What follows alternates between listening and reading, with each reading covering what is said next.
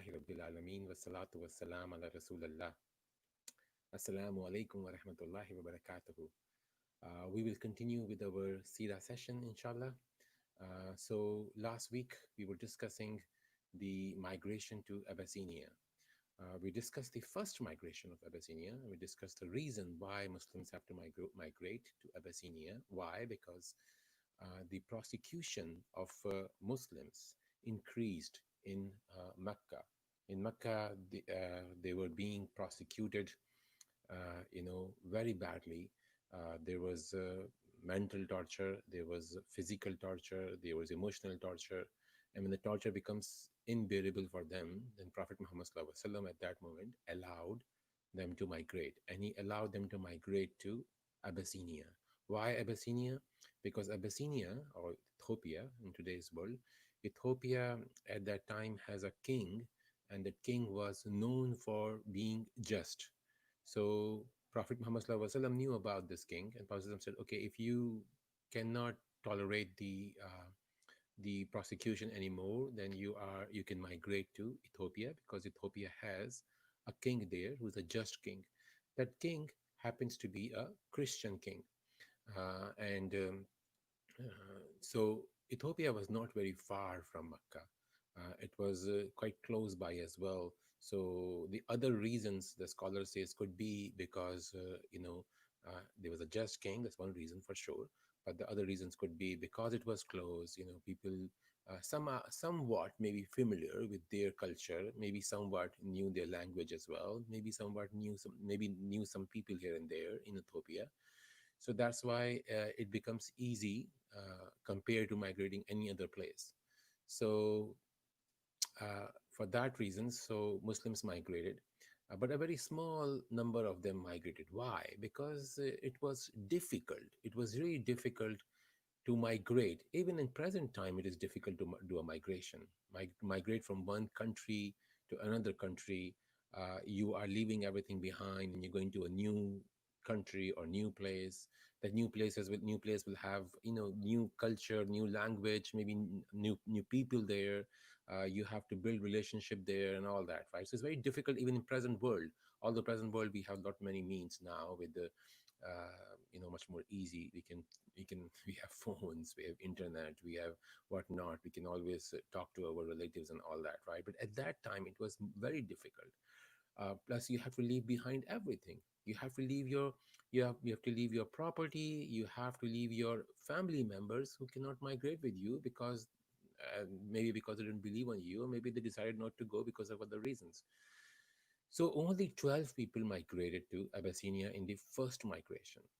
So they were there, they reached there, they stayed there for a few months, but they were only 3 months have been passed when they got a rumor. And the rumor came to them that the people of Mecca, the Quraysh, has accepted Islam. So they all rejoiced and they said, wow, all our brothers and sisters now have accepted Islam. So what's the point of living in Abyssinia or Ethiopia? Let's go back.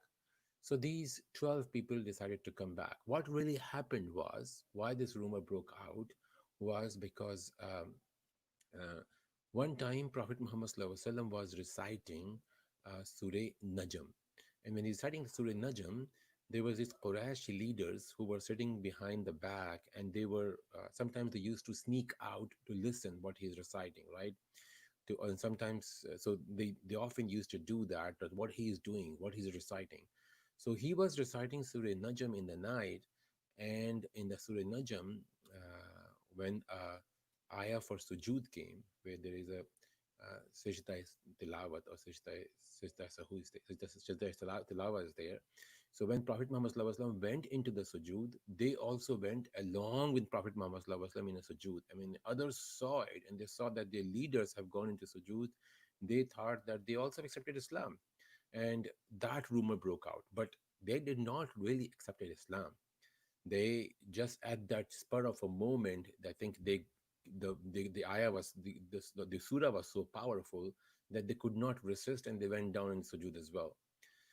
Anyways, that rumors was false, but the rumors did reach to them. These guys, these 12 people returned back And remember, in the first migration, who was there? Among the prominent people who were there in the first migration. Among these 12 people were Usman radiallahu anhu. Usman radiallahu anhu with his wife Ruqayya, who was the daughter of Prophet Muhammad sallallahu alaihi wasallam. Okay, and there were others as well, like Musab ibn Umair was there in the migration as well. There was Salama in the migration as well. So they all came back. When they came back and they found that, oh, the rumors is false, then they decided to go back again. Um, now, now this time, and why do they came back? First, I mean, we said the reason because they heard the rumor the Muslims, their people have accepted Islam. Plus, also, obviously they were facing hardships in the first 3 months, but they have learned by living 3 months in Ethiopia that they don't have a fear of prosecution.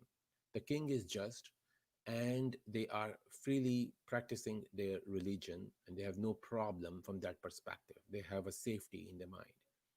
So when they came back and they talk about Abyssinia, about Ethiopia to the other Muslims, more Muslims got interested to migrate now. So, in the second migration to Abyssinia, there were about 80 people who migrated from Mecca to Medina, which was a good chunk of Muslim at that time who migrated, because Muslims' population was roughly less than 200 at that time, right? So, if 80 people are migrating, you can say about 30 to 40, more than 40%, or maybe roughly around like 40% people, maybe a 200 plus people were there at that time as Muslims. So about 40% Muslims migrated now to Abyssinia. And this time the migration was headed by Jafar ibn Talib, who was the uncle of Prophet Muhammad sallallahu alaihi wasallam. So some of the people who were in the earlier migration also were part of the second migration, and some of them did not migrate for whatever reasons. For example, migration, as we said, was not easy for all. So Usman radiallahu anhu, for example, he stayed back. He didn't migrate. Musab ibn Umair this time did not migrate. Salma and her husband migrated. Abu Salama, they migrated back again, second time. So about 80 people migrated, and they migrated very secretly. Why? Because migration, you have to be very careful, right? So they migrated very secretly. And when this large number of people migrated, they were also noticed very quickly by the people of Makkah.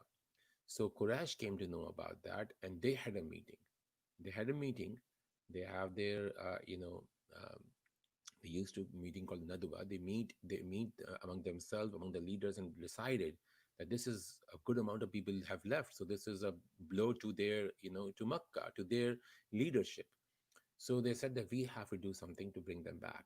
So they decided to send uh, two of the best people, okay, especially, Amr ibn al-As.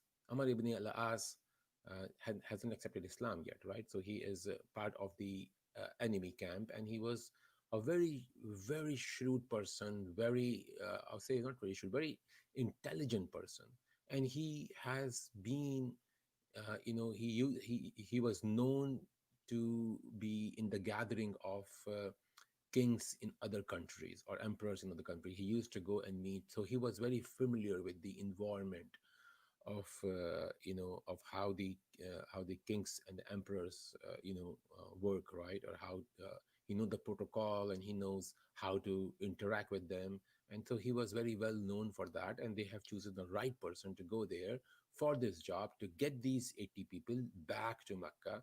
And this time they were pretty sure that once they come back, these they will prosecute them, because they have left their their their city, their country, because they considered it to be a tribe, right? So they would make their life very difficult, or maybe just kill them.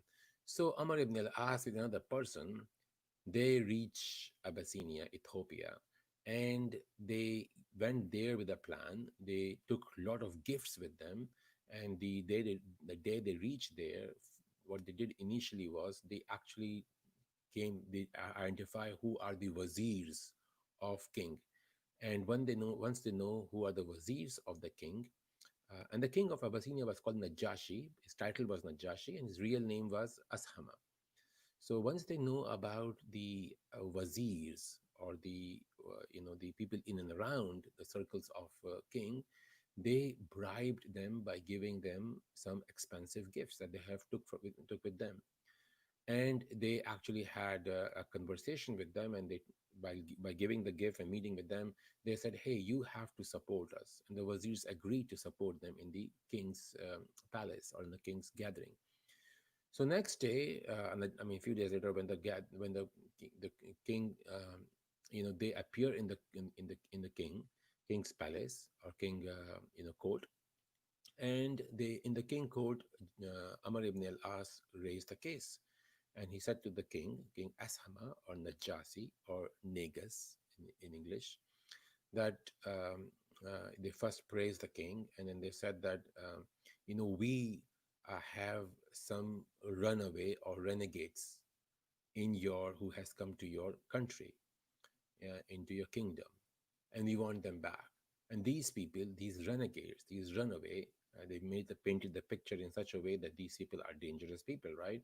These are the people, and then they said these are the people who have renounced our forefathers' religion, or they have left our forefathers. In other words, they have disrespected our forefathers, and they have disrespected our religion as well. And they are not following your religion and our religion, and they're following something different. Okay. In other words, they've come something with new. They come up with something new. In other words, they try to scare, Najashi as well, that they're coming up something new. It's not your religion of Christianity. It's not our religion of paganism. It's something new that they have come up with.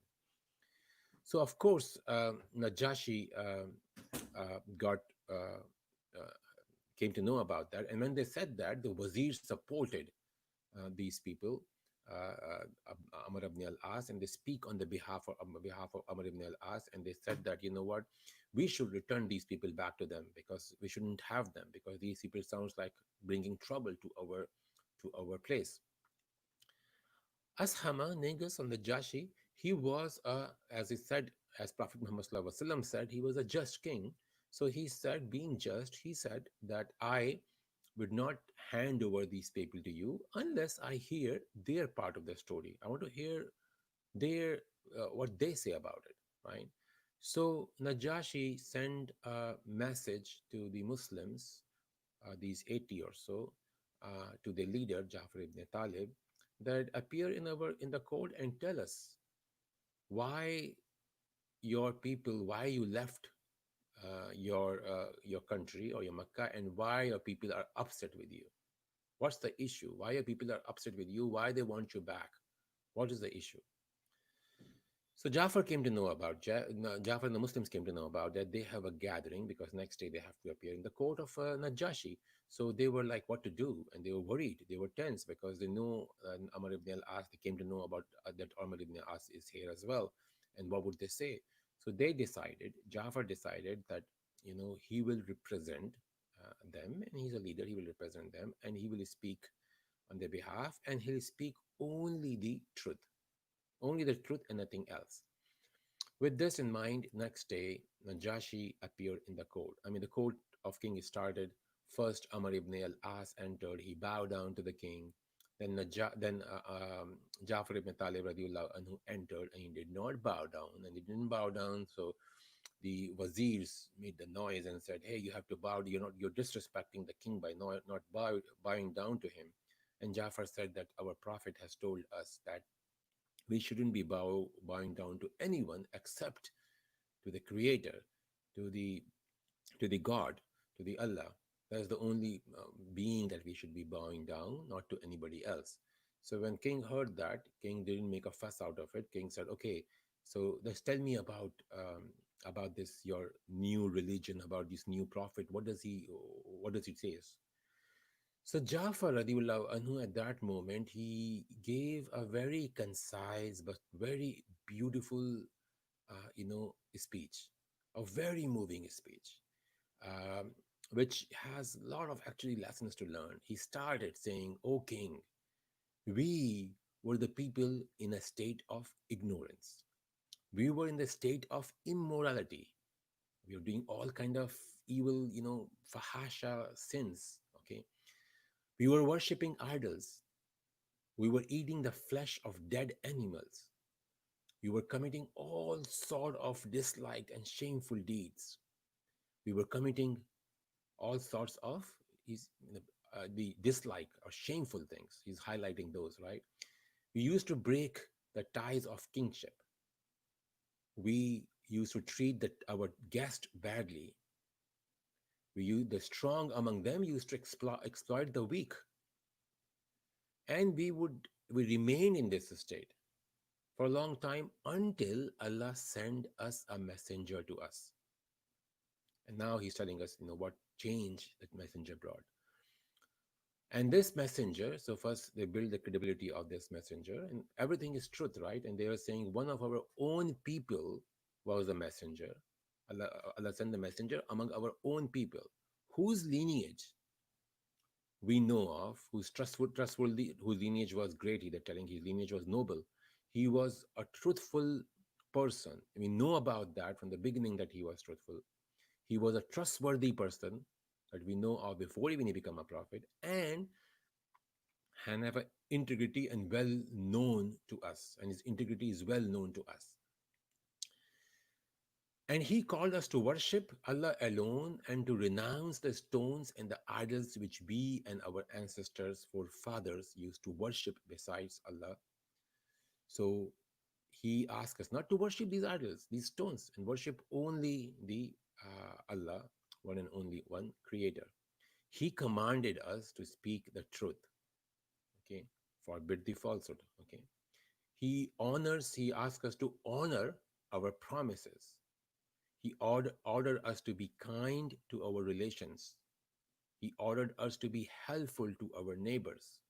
He ordered us to stop all forbidden acts. He asked us to abstain from bloodshed.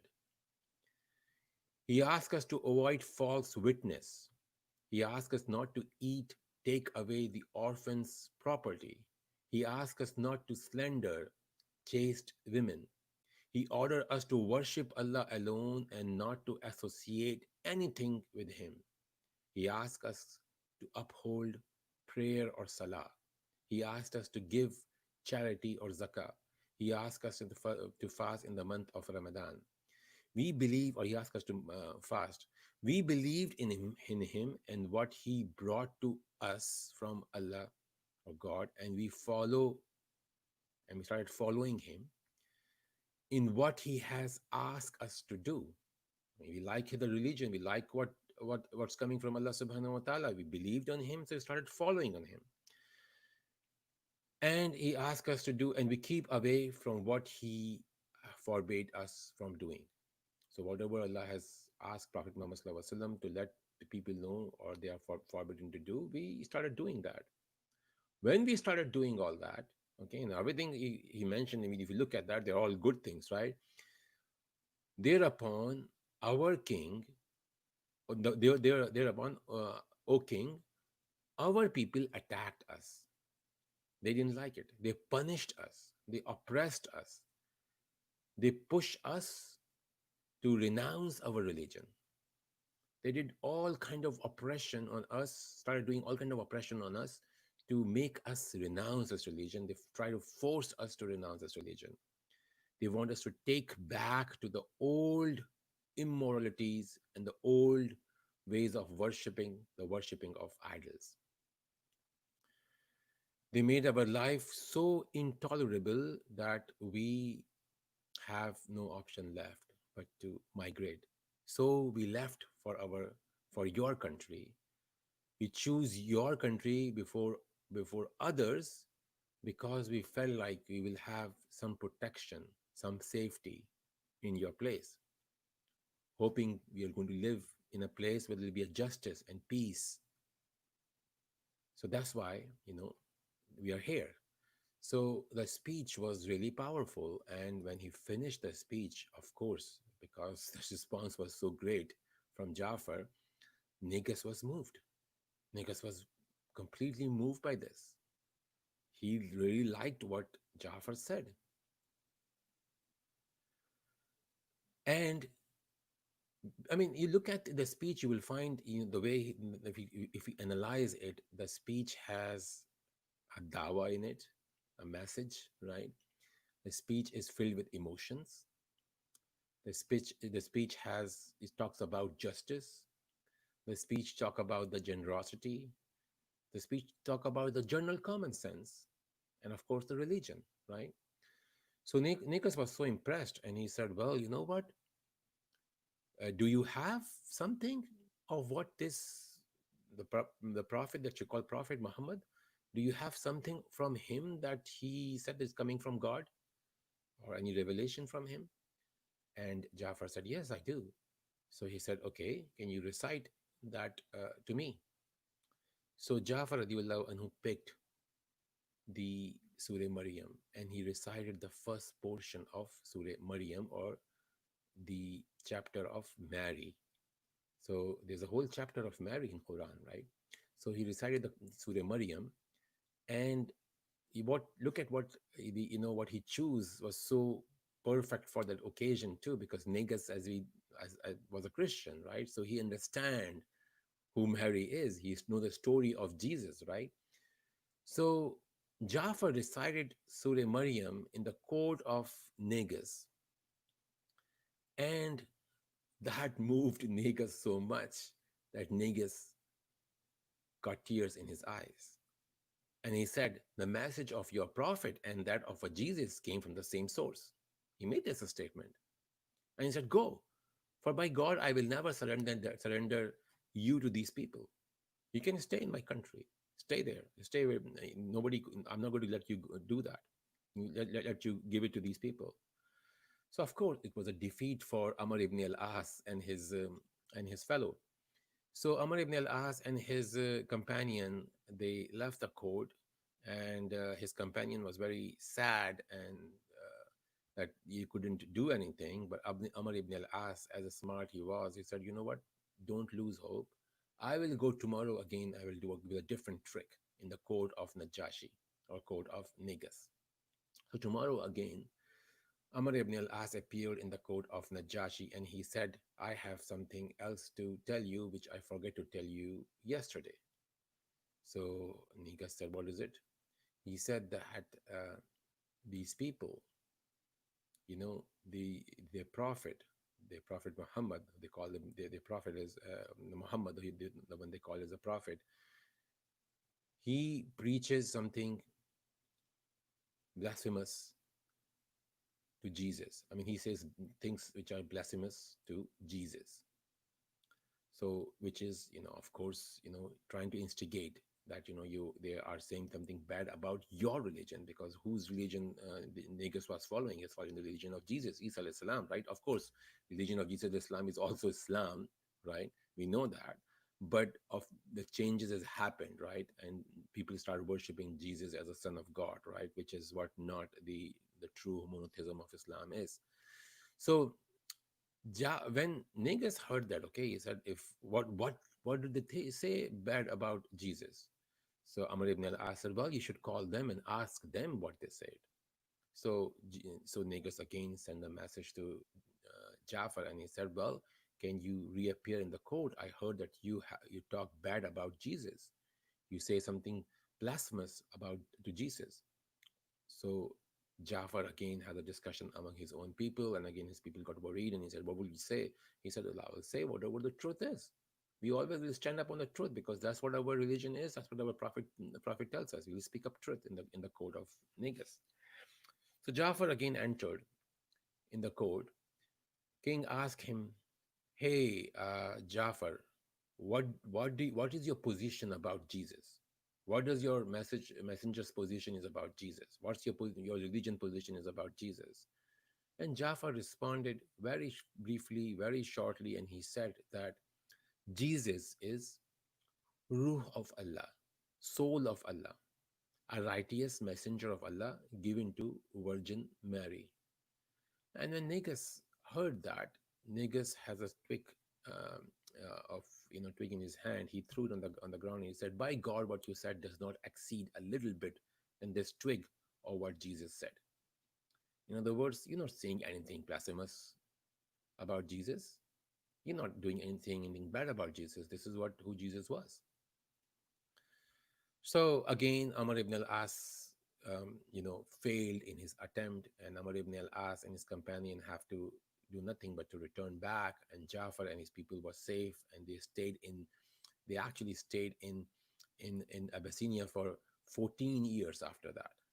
A lot of lessons learned from this incident, and we'll quickly talk about the incident, or not the incident, the lessons from this incident.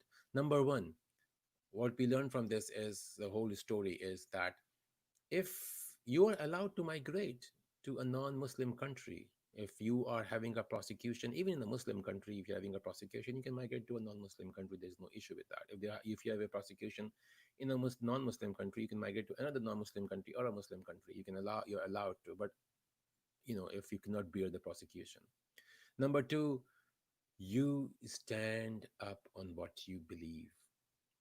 You need to stand up firm on what you believe. And when you do that, when every one of us stand up on what we believe on, only then we will get the respect. We don't hide our religion. We don't hide other truth. We say the truth. Number three, you find the ways to fight the justice the way whatever is suitable for you.